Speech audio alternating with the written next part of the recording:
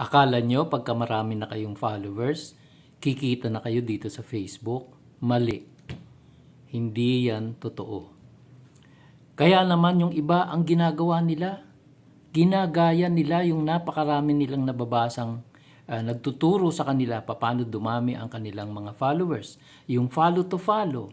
Yung i-follow mo ko, i-follow kita. Mga ganon, no? Itigil nyo yan. Ang gawin ninyo, pag-igihin nyo ang inyong mga pinopost na video. Gumawa kayo ng mga interesting na video. Umisip kayo kung paano nyo maa-attract ang inyong viewers, no? Kahit iisa pa lang ang inyong follower, kapag napakaganda ng iyong post at nakiliti mo ang mga viewers, sasabog yan, magbabiral yan.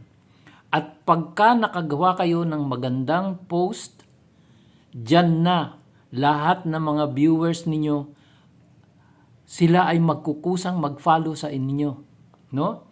Aanin nyo ang napakaraming followers.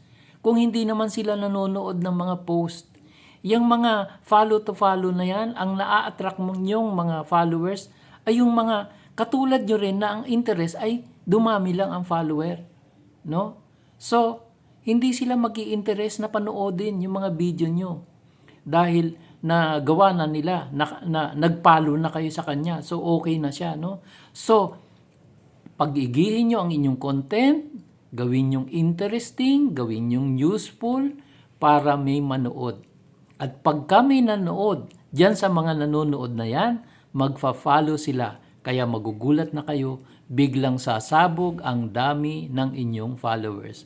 Okay? So, kita-kita tayo sa susunod.